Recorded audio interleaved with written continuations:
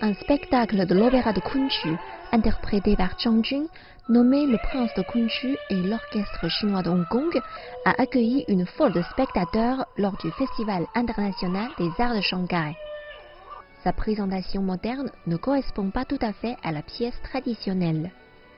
Le spectacle se divise en deux parties. La première s'appelle Le Pavillon au pivoine et la seconde dite Le Palais de la vie éternelle.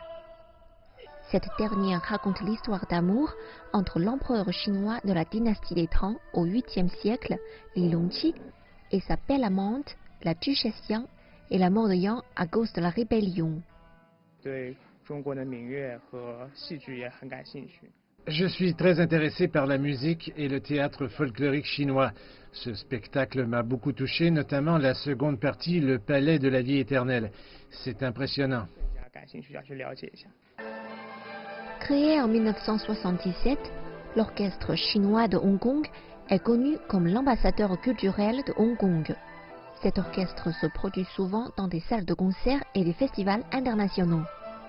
Son département des instruments à cordes utilise des routines écologiques développées par l'orchestre.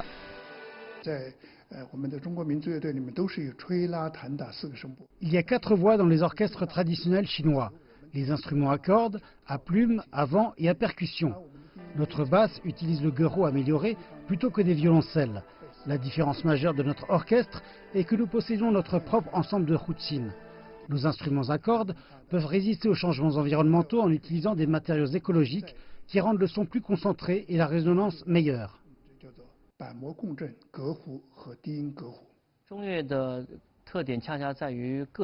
Les caractéristiques de la musique chinoise est d'être très individuelle. Un luth de type pipa est comparable à des milliers de soldats. Un héros peut être à la fois le ciel et la terre. La scène jouée par plus d'une centaine de personnes ressemble beaucoup à un orchestre symphonique occidental. Mais ce n'est pas facile du tout de maintenir le son de la musique chinoise et de former une voix concentrée. Né au XIVe siècle à Kunshan, dans la ville de Suzhou, tout près de Shanghai, l'opéra de Kunqu associait le chant, la danse et les arts martiaux. Il est célèbre pour ses paroles littéraires, sa mélodie et ses performances exquises. L'opéra de Kunqu est un art ancien et rigoureux qui se caractérise par l'association du chant, de la danse et de la représentation. Interpréter les histoires anciennes sous une forme moderne permet au public, en particulier aux plus jeunes, de ressentir le charme du Kunqu et de permettre sa transmission. C'est significatif.